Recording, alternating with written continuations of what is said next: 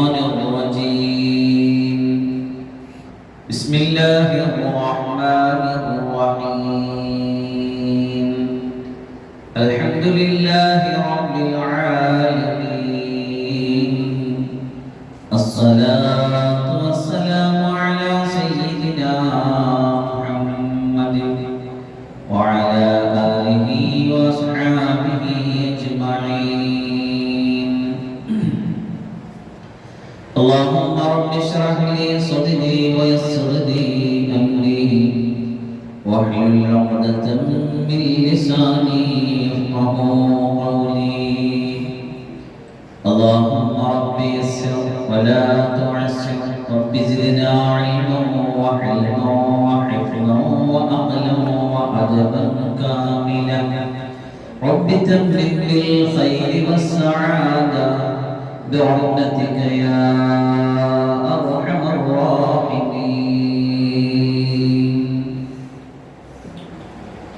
عن أنس رضي الله تعالى عنه إن الخضر في البحر واليسع في البد اجتمعان كل ليلة عند الردم الذي بناه ذو القرنين بين الناس وبين يأجوج ومأجوج ويحجان ويعتمران كل عام ويشربان من زمزم شربة تكفيهما إلى قابل أو كما قال سيدنا رسول الله صلى الله عليه وسلم. الله سبحانه وتعالى പരിശുദ്ധവും പരിപാവനവുമായ ഈ സലാത്തിന്റെയും ദുആയുടെയും ഇൽമിന്റെയും മജ്ലിസിൽ നമ്മെ ഒരുമിച്ച് കൂട്ടിയതുപോലെ അല്ലാഹു അനുഗ്രഹങ്ങളുടെ പർദീസയിൽ കാരുണ്യത്തിന്റെ കേദാരമായ അല്ലാഹുവിന്റെ സ്വർഗീയ ആരാമങ്ങളിൽ അല്ലാഹു നമ്മെ ഒരുമിച്ച് കൂട്ടി തരുമാറാകട്ടെ. സൂറത്തുൽ കഹ്ഫ് നമ്മൾ ചർച്ച ചെയ്ത് അതിന്റെ പര്യവസാനം കുറിച്ചൊരു വിഷയമാണെങ്കിൽ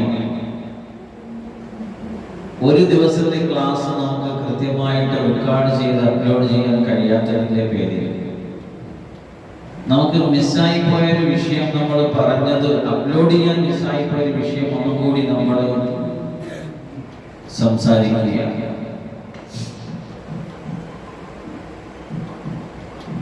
അല്ലാഹു സുബ്ഹാനഹു വ തആല സൂറത്തുൽ കഹ്ഫിന്റെ അവസാനം ദുൽഖർനൈൻ എന്ന ഒരാളെ കുറിച്ച് സംസാരിക്കുന്നുണ്ട്. ദുൽഖർനൈൻ എന്നറിയപ്പെടുന്ന ഒരു നീതിമാനായ സ്വാലിഹായ ഒരു രാജാവിന്റെ ചരിത്രം സൂറത്തുൽ കഹ്ഫ് പറയുന്നതിന്റെ സൂറത്തുൽ കഹ്ഫിന്റെ അവതരണ പശ്ചാത്തലമായിട്ട് പറയപ്പെടുന്നുണ്ട്. നമ്മളൊക്കെ കേട്ടതുപോലെ അറിഞ്ഞതുപോലെ മനസ്സിലാക്കിയതുപോലെ ഹബീബായ മുത്തായ റസൂൽ സല്ലല്ലാഹു അലൈഹി വസല്ലം സത്യ നബിയാണോ എന്നറിയാൻ അത് പരിശോധിക്കാനുള്ള ക്വാളിഫിക്കേഷൻ മുസ്ലിങ്ങൾക്ക് ഇല്ലായിരുന്നു. അറിവുള്ളവരെ പരിശോധിക്കാൻ അറിവുള്ളവർക്കല്ലേ കഴിയും.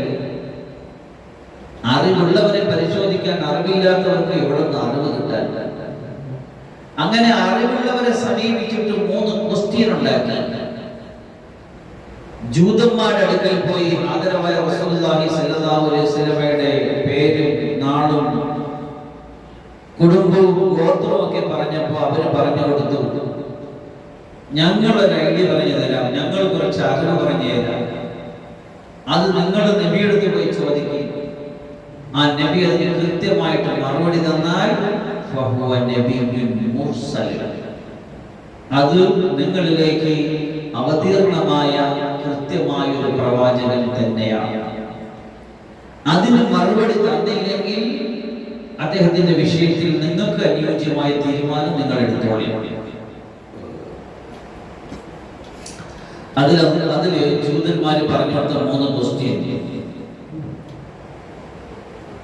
മുമ്പെങ്ങോ ദീനിന്റെ പേരിൽ വിശ്വാസത്തിന്റെ പേരിൽ നാടുവിട്ടുപോയ കുറച്ച് ചെറുപ്പക്കാരെ കുറിച്ച് കേട്ടിട്ടുണ്ട്. അവരെ കുറിച്ച് ഡീറ്റെയിൽ പറയണം. അതെ, അസ്ഹാബുൽ കഹ്ഫ്, ഗുഹാനിവാസികൾ. കഴിഞ്ഞ ക്ലാസ്സുകളിൽ ഗുഹാനിവാസികളെ കുറിച്ച് സവിസ്തരം നമ്മൾ സംസാരിച്ചു. അടുത്തത് റജുലുൻ തവ്വാബ്. നാട് മുഴുവൻ, ലോകം മുഴുവൻ ചുറ്റി സഞ്ചരിച്ച് ലോകത്തിന്റെ മുഴുവൻ തന്റെ അധീശാധിപത്യത്തിൽ കൊണ്ടുവന്നൊരു രാജാവിനെ കുറിച്ച് നിങ്ങൾ ചോദിക്കണം. 3 റൂഹിനെ സംബന്ധിച്ച്, ജീവനെ പറ്റി ചോദിക്കണം. ഈ 3 ക്വസ്റ്റ്യൻ കൃത്യമായ ആൻസർ തന്നാൽ ആ നബി സത്യനബി, അല്ലെങ്കിൽ കള്ള നബി. അല്ലാഹു അക്ബർ. ചോദിച്ചു. റസൂലുള്ളാഹി സ്വല്ലല്ലാഹു അലൈഹി വസല്ലം പറഞ്ഞു, പറയാം, വരട്ടെ. ഞാൻ ഒന്നും എന്റെ ഇഷ്ടപ്രകാരം സംസാരിക്കാറില്ല.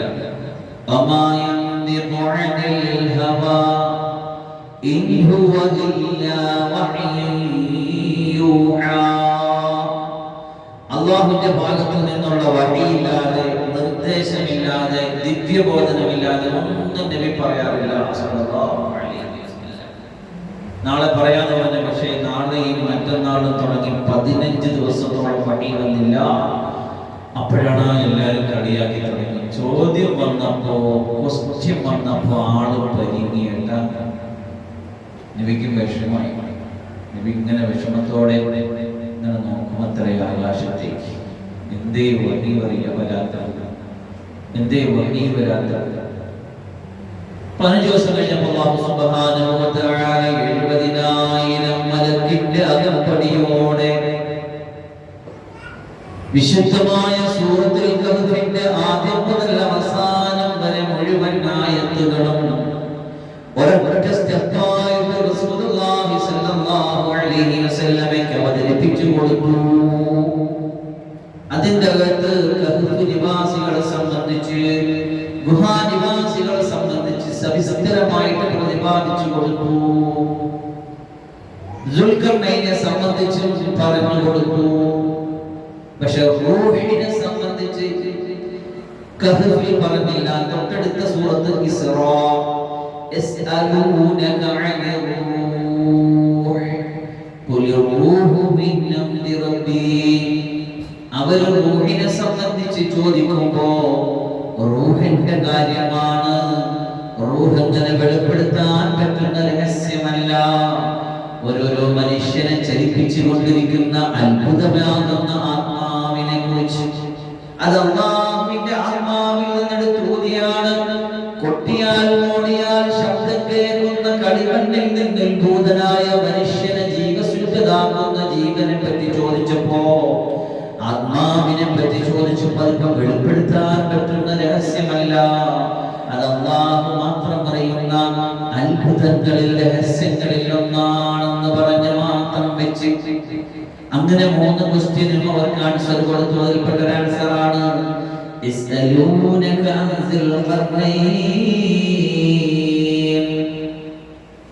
ദുൽഖർനൈനെ പറ്റി അവരോട് ചോദിക്കുമ്പോ ഖുൽ സഅത്ലു അലൈക്കും മിൻഹു ദിക്റാ, അതിനെ സംബന്ധിച്ചുള്ള ഒരു കൃത്യമായ പ്രതിപാദ്യം ഞാൻ നിങ്ങൾക്ക് തരാം. ഇന്നാ മക്കന്നാ ലഹു ഫിൽ അർദ്, ഭൂമിയിലെ സർവ്വ സൗകര്യങ്ങളും സംവിധാനങ്ങളും കീഴ്പ്പെടുത്തി കൊടുത്തൊരു ലോകം അടക്കി ഭരിച്ച ചക്രവർത്തിയുടെ പേരാണ് ദുൽഖർനൈൻ.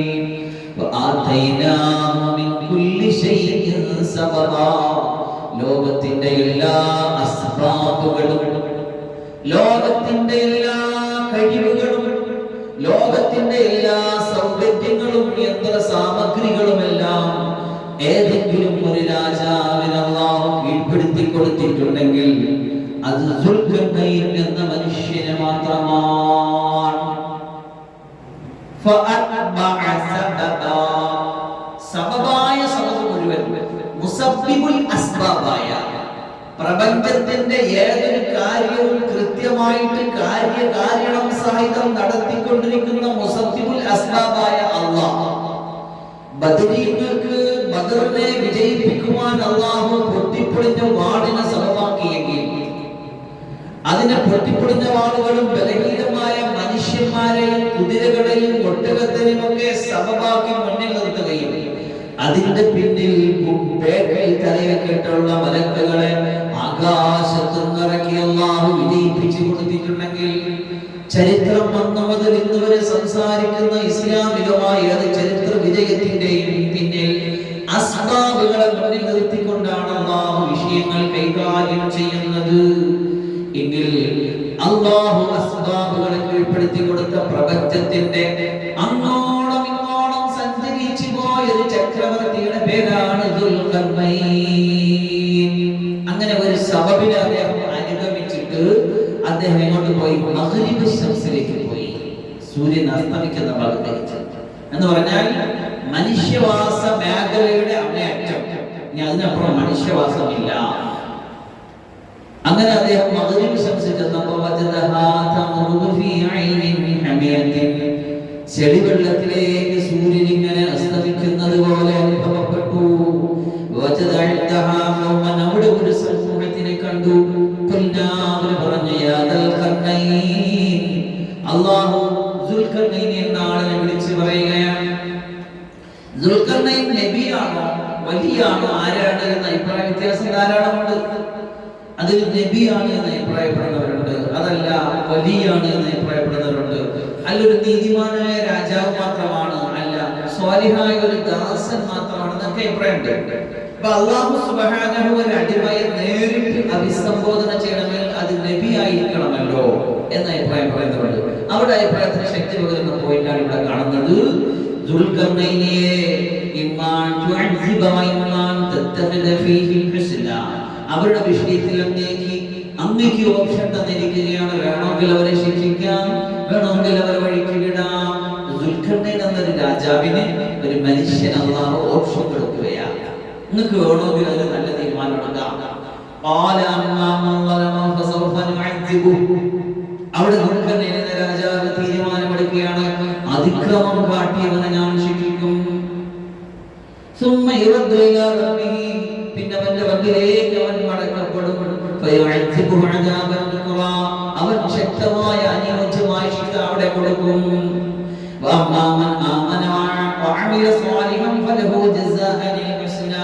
നല്ലത് ചെയ്താൽ നല്ല പ്രതിഫലം കൊടുക്കും അവന്. നമ്മുടെ ഭാഗത്ത് നിന്ന് എളുപ്പം ചെയ്തു കൊടുക്കും. അതാണ് മഗ്രിബിൽ പോയ അവസ്ഥ. പിന്നെ അദ്ദേഹം മറ്റൊരു വഴി സ്വീകരിക്കുകയാണ്. സൂര്യന്റെ ഉദയത്തിന്റെ സ്ഥാനത്തെത്തുമ്പോ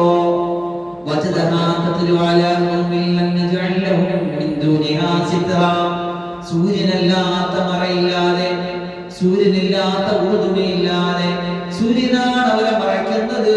സൂര്യൻ അസ്തമിക്കുമ്പോൾ അവർ അവർത്ത് മറയ്ക്കും, സൂര്യൻ ഉദിക്കുമ്പോൾ അവർക്ക് വെളിവാകും. നഗ്നരായ ഒരു സമൂഹം, അപരിഷ്കൃതനായ ഒരു സമൂഹം. അങ്ങനെ അവിടെ ചെന്നു.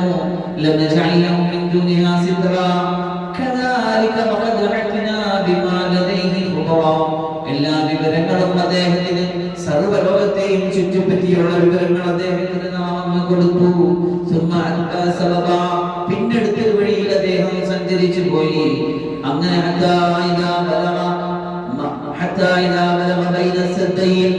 രണ്ട് മലകൾക്കിടയിൽ അദ്ദേഹം എത്തിപ്പെട്ടു. അവിടെ ഒരു സമൂഹത്തെ കണ്ടെത്തി. ഒന്നും പറഞ്ഞാൽ തിരിയാത്തൊരു സമൂഹം, അപരിഷ്കൃതരായ സമൂഹം. കൃത്യമായ ഒരു ഭാഷ പോലും അവിടെ ക്രോഡീകൃതമായിട്ടില്ല. എന്ത് സംസാരിക്കണം, സംസാരിക്കുന്ന കമ്മ്യൂണിക്കേഷൻ ലാംഗ്വേജ് പോലും സെറ്റ് ആകാത്ത ഒരു അപരിഷ്കൃതരുടെ, കൃത്യമായിട്ട് അപരിഷ്കൃതരുടെ ഒരു നാട്. പക്ഷെ അവര് പറഞ്ഞു ദുൽഖർനൈനിയോട്. പക്ഷെ ദുൽഖർനൈൻ എന്ന രാജാവിന് എല്ലാം കൊടുത്ത കൂട്ടത്തിൽ ലോകത്തിലുള്ള സർവ്വ ഭാഷകളും വശമാക്കി കൊടുത്തു. അവര് ദുൽഖർനൈനോട് പറയാണ്,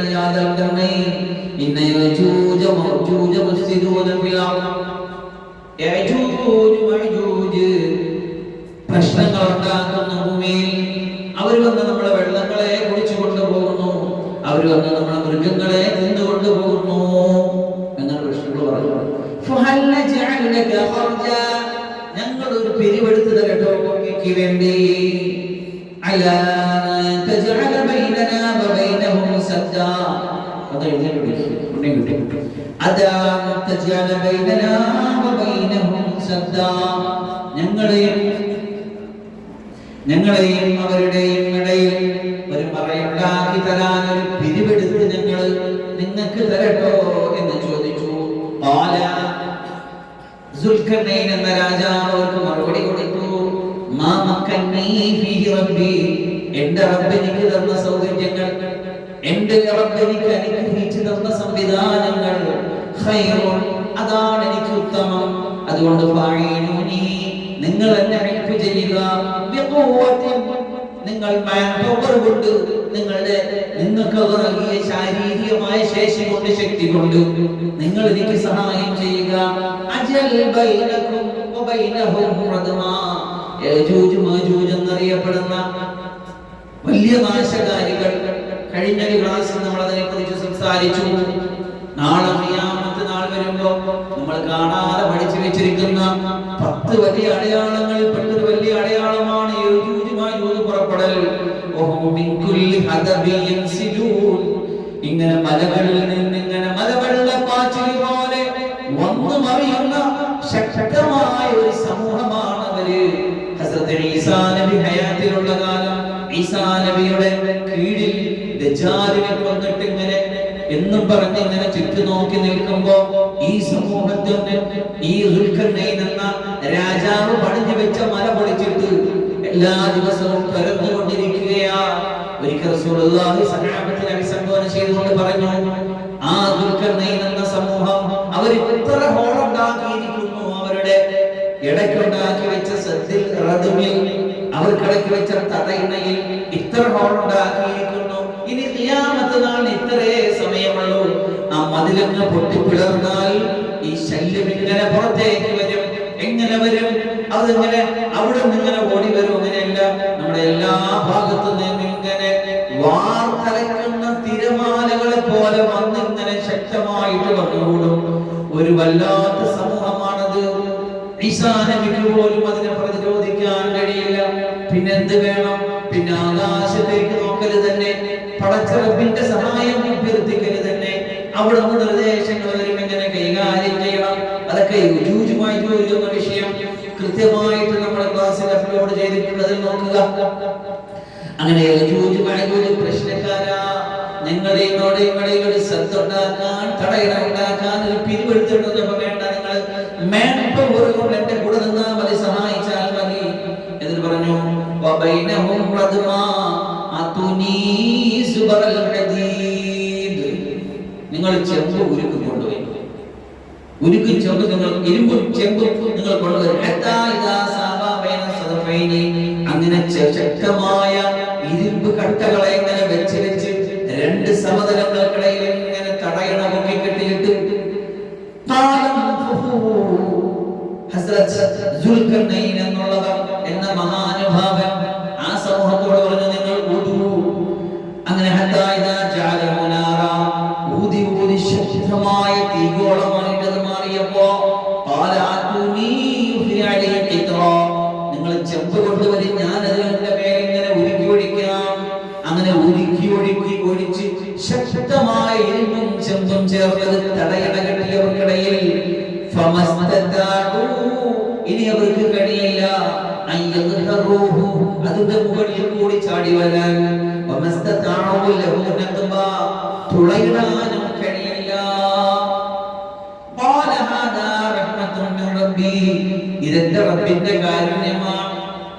സർവ്വതും സൗകര്യങ്ങളും കീഴ്പ്പെടുത്തി കൊടുത്ത ലോകത്തിന്റെ ചക്രവർത്തി, ലോകം അടക്കി ഭരിച്ച 4 ചക്രവർത്തിമാരിൽ ഒരാൾ സുലൈമാൻ നബി അലൈഹിസ്സലാമാണ്. മറ്റൊരു മുഅ്മിൻ, ലോകം മുഴുവൻ അടക്കി ഭരിച്ചൊരു നബിയാണ്.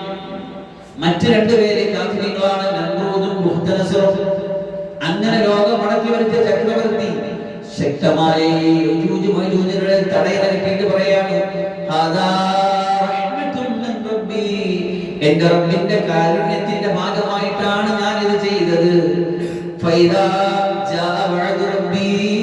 എന്റെ റബ്ബിന്റെ വാഗ്ദത്തം വന്ന് പുലർന്നാൽ, ഈ ലോകം നശിപ്പിക്കാൻ അവർ തീരുമാനിച്ചാൽ, അതിന്റെ അടയാളങ്ങൾ നമുക്ക് വരുന്ന കൂട്ടത്തിൽ അതിനെ പൊടിപൊടിയായിട്ട് ധൂളിധൂളിയായിട്ട് മാറ്റും.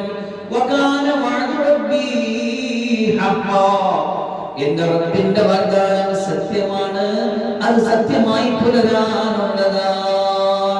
അത് സത്യമായിട്ട് പുലരുക തന്നെ ചെയ്യും. ഒരു കാലം യജൂജ് മാജൂജ് റദ്മിനെ ഈ സദ്ദിനെ പൊളിച്ചിട്ട് പുറത്തു വരും. അല്ലാഹു അതിന്റെ ശർറിൽ നിന്ന് കാത്തുരക്ഷിക്കുമാറാകട്ടെ. ശക്തമായ വലിയ പരീക്ഷണങ്ങൾക്കാണ് ലോകം സാക്ഷ്യം വഹിക്കാൻ പോകുന്നത്. ദജ്ജാലിനെ പോലെ, യജൂജ് മാജൂജിനെ പോലെ, ദാമ്പത്യത്തിനെ പോലെ ഭയങ്കര പരീക്ഷണങ്ങളാണ് നമുക്ക് വരാനുള്ളത്. അത്ര വലിയ പരീക്ഷണങ്ങളെ അതിജീവിക്കാതിരിക്കുന്ന നമ്മുടെ മുന്നിൽ നിസ്സാരമായ ഓലപ്പാമ്പുകളെ കാണിച്ച് പേടിപ്പിച്ചാൽ ഈ ഉമ്മത്ത് പേടിക്കരുത്, പേടിക്കാനുള്ള ഉമ്മത്തല്ല.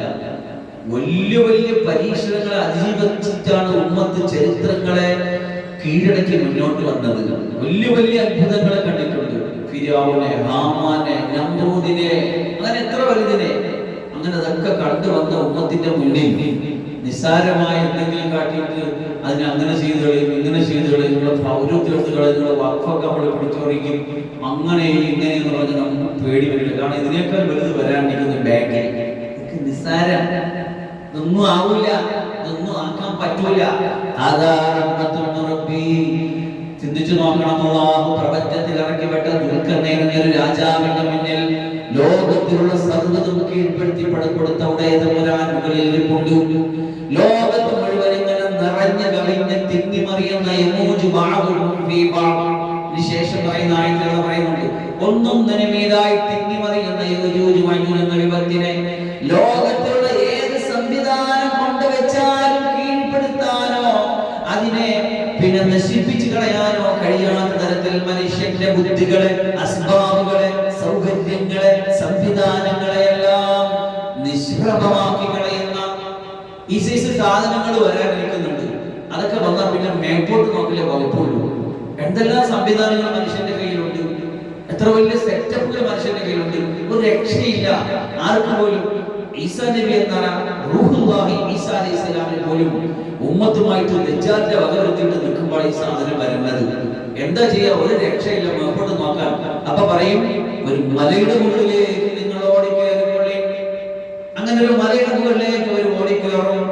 ഇതിങ്ങനെ ഭൂമിയിലുള്ള വെള്ളം മുഴുവൻ കുടിച്ചു തീർക്കും.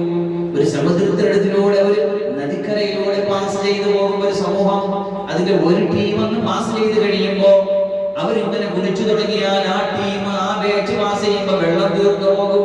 അപ്പൊ ശേഷമുള്ള ടീം വരുമ്പോ പറയുന്ന ഒരു വർത്തമാനം ഹദീസിലുണ്ട്, മുമ്പ് ഇവിടെ ഒരു നദിയുണ്ടായിരുന്നു, മുമ്പേ പോയ സമൂഹം അത് കുടിച്ചു തീർത്തു പോയി. അത്രയ്ക്ക് പ്രശ്നമാണ്. ഭൂമിയിൽ ഭയങ്കര പ്രശ്നം. അതിനെ പിന്നെ നിർവാഹങ്ങൾ അതിനെ കൈകാര്യം ചെയ്യുന്നത് അല്ലാഹു സുബ്ഹാനഹു വ തആല എന്തെങ്കിലും ഐഡിയ ഇറക്കിയാലല്ലാതെ അവസാനം കുഞ്ഞു വൈറസിനെ വിട്ടുകൊടുക്കും അല്ലാഹു സുബ്ഹാനഹു വ തആല. അതിങ്ങനെ വന്നിട്ട് ഇതിന്റെ പെടലിയിൽ ബാധിക്കും. അമ്പേ ചത്തൊടുക്കും. അവസാനം നോക്കുമ്പോൾ ഡെഡ് ബോഡി കൊണ്ട് ഭൂമി നിറയും. പിന്നെ എന്ത് ചെയ്യും? പിന്നെ മേപ്പോട്ട് അല്ലാഹു റബ്ബേ. അപ്പൊ അതിനും അല്ലാഹു ഒരു പക്ഷിയെ കൊണ്ട് പറഞ്ഞു കൊടുത്തിട്ട് ഈ പക്ഷി വന്ന് ഡെഡ് ബോഡി എല്ലാം പൊക്കിയെടുത്ത് എങ്ങോട്ടോ കൊണ്ടൊക്കെ പോകും. ഒരു മഴയെ കൊണ്ട് അടിച്ചു കലക്കി ഭൂമി വൃത്തിയാക്കി. അപ്പൊ ചുരുക്കത്തിൽ നമ്മൾ പഠിക്കേണ്ട പാഠം, എല്ലാ വെള്ളിയാഴ്ചയും നമ്മൾ സൂറത്തുൽ കഹ്ഫ് ഓതുമ്പോൾ നമ്മുടെ മനോമുഖരങ്ങളിലൂടെ സൂറത്തുൽ കഹ്ഫും അസ്ഹാബുൽ കഹ്ഫും അതുപോലെ തന്നെ ഖിദ്ർ നബിയും അതുപോലെ തന്നെ ദുൽഖർനൈനിയും യജൂജ് മാജൂജ് ഒക്കെ ഇങ്ങനെ പാസ് ചെയ്ത് പോകണം. ആരും ഒന്നും കാണിച്ച് ഉമ്മത്തിനെ പേടിപ്പിക്കണ്ട. ഈമാൻ നമ്മുടെ ഹൃദയത്തിൽ സംഭരിച്ചു വെച്ചിട്ട് ഈമാനിന്റെ കൂടെ ഖുർആന്റെ പാഠങ്ങളും പഠനങ്ങളുമായിട്ട് മുന്നോട്ട് പോയി കഴിഞ്ഞാൽ ഈ ഉമ്മത്തിന് ആർക്കെന്ത് ചെയ്യാൻ? അല്ലാഹുവിന്റെ റസൂൽ സ്വല്ലല്ലാഹു അലൈഹി വസല്ലം ചോദിക്കുന്ന ഒരു ചോദ്യമുണ്ട്, ഈ ഉമ്മത്തിന് ആർക്കെന്ത് ചെയ്യാൻ? ഇതിന്റെ തുടക്കത്തിൽ ഞാനുണ്ട്, ഇതിന്റെ ഇടയിൽ മഹ്ദി വരാനുണ്ട്, ഇതിന്റെ അങ്ങേയറ്റത്ത് ഈസാ നബിയും ഉണ്ട്. ഈ ഉമ്മത്തിന്റെ ഭരണത്തിന്റെ സ്വാധീനം കാണിച്ചിട്ട്, ഭരണത്തിന്റെ സൗകര്യങ്ങൾ കാണിച്ചിട്ട്, ഡിറ്റക്ഷൻ ക്യാമ്പുകൾ കാണിച്ചിട്ട്, ഏതെങ്കിലും കരിനിയമങ്ങൾ കാണിച്ചിട്ട്, എന്തെങ്കിലും കാണിച്ച് ഉമ്മത്തിനെ എന്തെങ്കിലും ചെയ്യാൻ ഒരാൾക്കും കഴിയില്ല. ഈമാനില്ലാത്തവർ പേടിക്കും. ദുനിയാവേ എന്ന് പറഞ്ഞ് കഴിയുന്നവർ പേടിക്കും. എന്താ, അയ്യോ ദുനിയാവ് പോയി, നമ്മളെ സ്വത്തുക്കളൊക്കെ പോയി, നമ്മളൊക്കെ അവിടെ ആയിപ്പോയി ഇവിടെ ആയിപ്പോയി. ഒന്നും ആവില്ല, ഒന്നും വരില്ല. അള്ളാഹുവിന്റെ കതിർ, അള്ളാഹു നിശ്ചയിച്ചിട്ടൊരു കതിറുണ്ട്, അത് ഇങ്ങോട്ട് നടക്കും, അത് മാത്രമേ നടക്കൂ, അതല്ലാതെ ഒന്നും നടക്കൂല.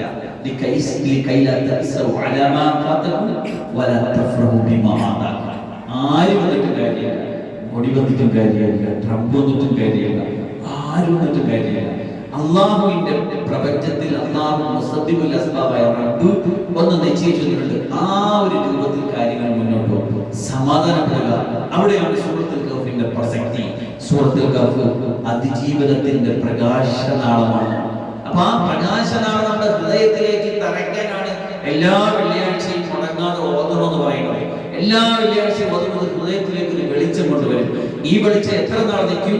അടുത്ത വെള്ളിയാഴ്ച നിൽക്കും. ഈ ജുമ്മ മുതൽ അടുത്ത ജുമ്മ വരെ അവന് നൂറാണ്, വെളിച്ചമാണ്. അവൻ ഓതിയ സ്ഥലം മുതൽ പരിശുദ്ധമായ മക്ക വരെ, കഅബ വരെ നൂറാണ്. കഹ്ഫിനെ കുറിച്ച് പറഞ്ഞ ഹദീസിലെല്ലാം പറയും നൂറാണ് കഹ്ഫ്, പ്രകാശമാണ് കഹ്ഫ്. കഹ്ഫ് പഠിക്കണം, പാരായണം ചെയ്യണം. അല്ലാഹു സുബ്ഹാനഹു കാര്യങ്ങൾ മനസ്സിലാക്കാൻ തൗഫീഖ് തരട്ടെ. ഹസ്രത്ത് ദുൽഖർനൈനിന്റെ ഖായിദുൽ അഅളം, സർവ്വ സൈന്യാധിപനായിരുന്നു ഹസ്രത്ത് ഖിദ്ർ നബി അലൈഹിസ്സലാത്തു വസ്സലാം. ഞാൻ ആദ്യം ഓതിയിട്ട് ഹദീസിൽ കാണാം, അനസ് റളിയല്ലാഹു അൻഹു നിവേദിച്ച ഹദീസാണ് ഇങ്ങനെ: ഇന്നൽ ഖിദ്റ ഫിൽ ബഹർ, ഖിദ്ർ നബി സമുദ്രത്തിന്റെ ഉത്തരവാദിത്തം ഏൽപ്പിച്ചിട്ടുണ്ട്. വൽ യസ്റ ഫിൽ ബർ, അൽയസ എന്ന നബിയെ കരയുടെ ഉത്തരവാദിത്തം ഏൽപ്പിച്ചിട്ടുണ്ട്. ഇജ്തമിയാനി കുല്ല ലൈലത്തിൻ, എല്ലാ രാത്രിയും കടലിന്റെ ആളും കരയുടെ ആളും കൂടി സന്ധിക്കും. ഇൻദ റദമില്ലദീ ബനാഹു ദുൽഖർനൈൻ, ദുൽഖർനൈൻ എന്ന ഈ ലോക ചക്രവർത്തി നിർമ്മിച്ചു വെച്ച ബൈനന്നാസി വബൈന യജൂജ വമൗജൂജ്, ജനങ്ങളുടെയും യജൂജ് മഅജൂജിന്റെയും ഇടയിൽ തടയണ കെട്ടിയ ദുൽഖർനൈനിന്റെ റദമിന്റെ തടയണയുടെ അടുക്കൽ ഹസ്രത്ത് അൽയസ നബിയും ഖിദ്ർ നബിയും കൂടി ഒരുമിച്ച് കൂടും. ഹദീസിന്റെ ബാക്കി ഇങ്ങനെയാണ്: ഈ രണ്ടുപേരും എല്ലാ വർഷവും ഹജ്ജും ഉംറയും ചെയ്യും. എന്നിട്ട് സംസമിൽ നിന്ന് അവർ കുടിക്കും.